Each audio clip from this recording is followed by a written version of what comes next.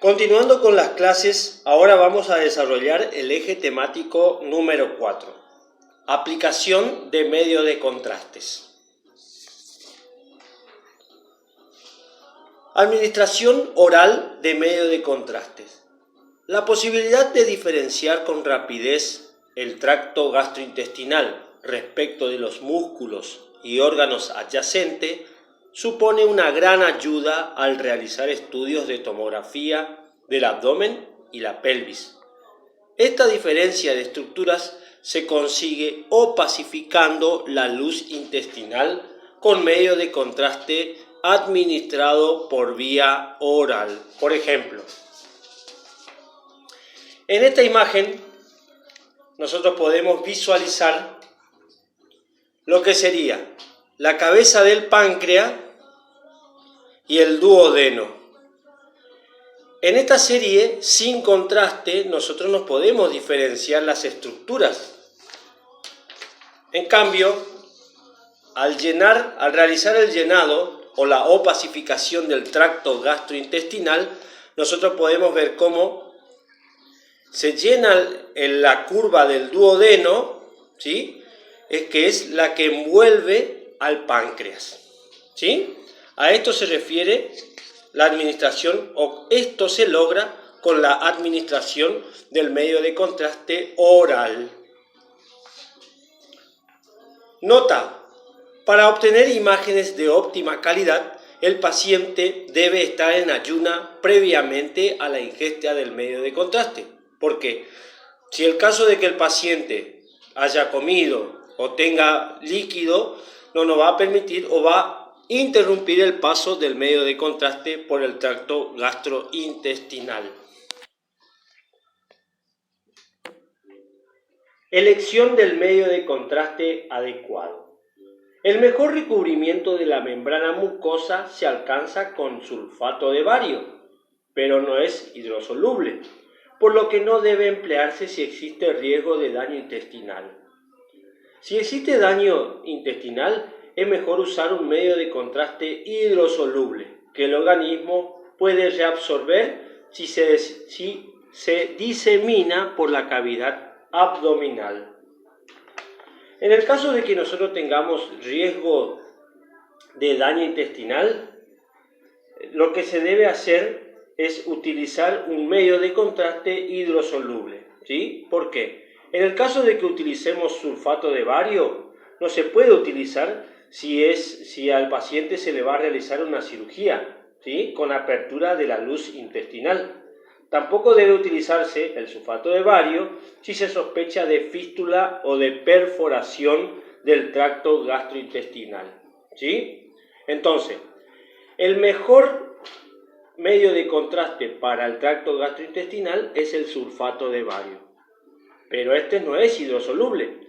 O sea, si nosotros sospechamos de un daño intestinal, ¿sí? O de una cirugía que se le va a realizar al paciente, lo mejor es usar un medio de contraste hidrosoluble, que en el caso de encontrar un intestino perforado, al pasarse el medio de contraste a la cavidad abdominal, esta se puede reabsorber. Hoy en día, el agua se utiliza cada vez más como medio de contraste hipodenso. Duración. El paciente ha de ingerir el medio de contraste en tragos, siendo suficiente un periodo de aproximadamente 20 a 30 minutos para opacificar la porción proximal del tracto gastrointestinal. Si se desea el relleno de todo el colon e incluso el recto, se necesitan de 45 a 60 minutos para conseguirlo. ¿Cómo hacemos esto? El paciente se presenta una hora antes de su turno y le pedimos que ingiera el líquido de contraste oral. Si nosotros necesitamos estudiar la porción proximal, como ser el estómago, el duodeno, el intestino delgado, con 20 a 30 minutos es suficiente.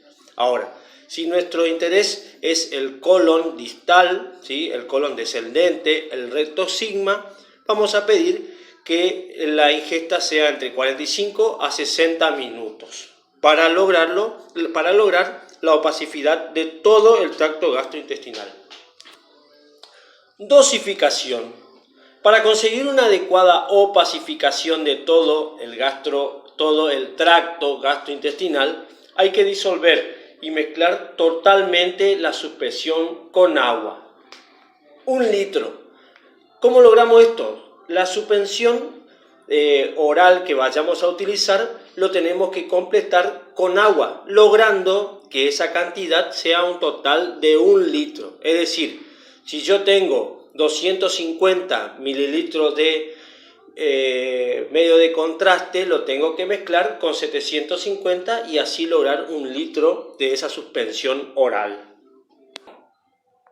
Ya hablamos de los medios de contraste oral, ahora vamos a tratar los medios de contraste intravenoso, ¿sí?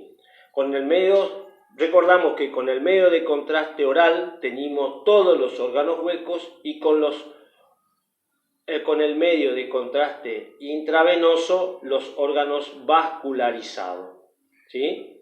Bueno, medio de contraste intravenoso.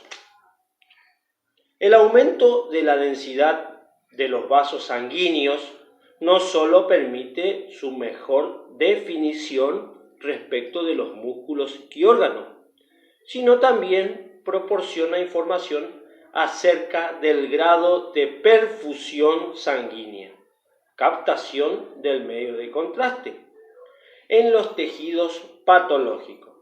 Este fenómeno se conoce como realce de contraste, ¿sí? Donde el medio de contraste aumenta la densidad y así se intensifica la señal. Nota, según la naturaleza de lo que se investiga, debe realizarse o no un estudio sin contraste simple antes de la inyección intravenosa del medio de contraste, ¿sí? Por ejemplo, si nosotros realizamos una tomografía de abdomen con diagnóstico de litiasis, la serie simple es suficiente, ¿sí? Si nuestro paciente viene con un diagnóstico de piedritas en los riñones, como comúnmente se conoce, la serie sin contraste es suficiente para el diagnóstico. En el caso de sospecha de imágenes hepáticas, o sea, si el paciente viene con un diagnóstico de imágenes en hígado, es conveniente primero realizar una serie sin contraste, ¿sí? Y siguiente una serie con contraste. ¿Por qué? Porque nosotros sí, en el órgano del hígado, que es nuestra estructura a estudiar, vamos a saber que esas imágenes que estamos viendo si están o no vascularizadas. Cuando nosotros realicemos la tomografía sin contraste, vamos a visualizar al hígado, ¿sí?, con sus imágenes respectivas. Al realizar la serie siguiente, la serie con contraste, vamos a encontrar las imágenes con realce o no, dependiendo si esas imágenes están vascularizadas. Es decir, si esas imágenes tienen captación del medio de contraste. Al tener captación del medio de contraste, quiere decir que se produce la perfusión sanguínea, ¿tá?, donde esa sangre se mezcla con el tejido, ¿sí?, se absorbe en el tejido. En este caso, al tener medio de contraste, esa sangre se va a absorber en el tejido, generando un realce del contraste, ¿sí?, y a nosotros identificar ese tipo de patología. Preparación de la vía intravenosa.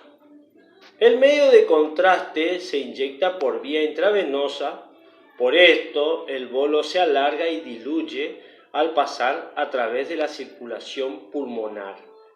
Lo ideal sería que la inyección tuviera una tasa de infusión rápida entre 2 y 6 mililitros por segundo.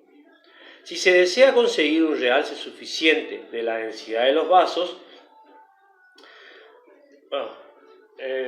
para la inyección se emplea una cánula de 1 milímetro, ¿sí?, que es lo que nosotros conocemos con el tamaño de 20G. Este 20G es de 1 milímetro de diámetro. o preferiblemente se utiliza entre 1.2 y 1.4 milímetros, 18G y 17G. ¿A qué nos referimos con esto? 1 milímetro, 1.2, 1.4 es respecto a la luz, ¿sí? A la luz de la cánula. Nosotros en el hospital utilizamos cánulas de 19, 21, 23 y 25. A mayor número, más chico el tamaño de la luz de la cánula, ¿sí? Es fundamental comprobar que la cánula esté correctamente introducida en la vena. La falta de hinchazón subcutánea confirma así que la posición es correcta. ¿Cómo lo realizamos nosotros? Una vez, en el caso del hospital escuela, nosotros utilizamos Butterfly para realizar este tipo de inyección intravenosa. Una vez inyectado la aguja en la vena, hacemos un poquito de retracción de la jeringa para ver si viene sangre. Al venir sangre, sabemos que la cánula está en la vía. Dosificación. La dosis se calcula en función al peso corporal, ¿sí?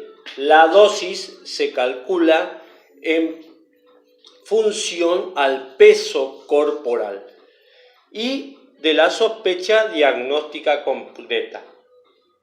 Puede obtenerse un equilibrio adecuado entre tolerancia al medio de contraste y realce vascular óptimo con una dosis aproximada de 1.2 mililitros por kilo de paciente, ¿sí? Es decir, si nosotros tenemos un paciente con 50 kilos, podemos decir que con 60 mililitros de contraste es suficiente para estudiar, pero hay que tener en cuenta la sospecha diagnóstica, ¿sí? Porque si yo tengo una sospecha de absceso cerebral, ¿sí? Con menos de 50 mililitros ya me va a alcanzar para ver ese realce, esa sospecha patológica. Si yo tengo una sospecha de abscesos abdominales, necesitaría el total del peso del paciente por 1.2 mililitros de contraste. Fenómeno de entrada de flujo.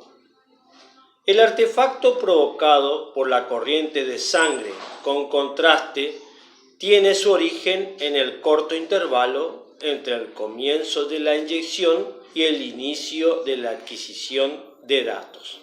Ejemplo: la entrada de flujo en la vena cava superior normalmente procede de uno de los lados del cuerpo, vía vena axilar, subclavia y brachiocefálica. Las concentraciones excesivas de medio de contraste en esta área puede provocar molestos artefactos. Por ejemplo,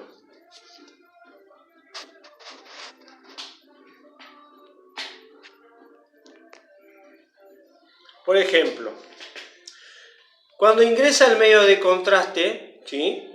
Este está proveniendo del lado. ¿De qué lado sería esto? Del lado derecho del paciente, ¿sí? El lado derecho del paciente, nosotros visualizamos, ¿se acuerdan la visualización de la imagen? El lado derecho del paciente nosotros lo vemos en la izquierda de la imagen, ¿sí? Proveniente de la vena axilar, subclavia y brachiocefálica. Este flujo, ¿sí?, que lo vemos acá, disculpen la imagen, se ve mucho más realzado que esta imagen y esta imagen. Este corresponde a la vena cava superior, ¿sí?, y esta a la subclavia y al axilar. ¿Vieron cómo se ve las diferencias tonalidades? Bueno, esta tonalidad es porque está con el flujo de sangre ingresando al organismo.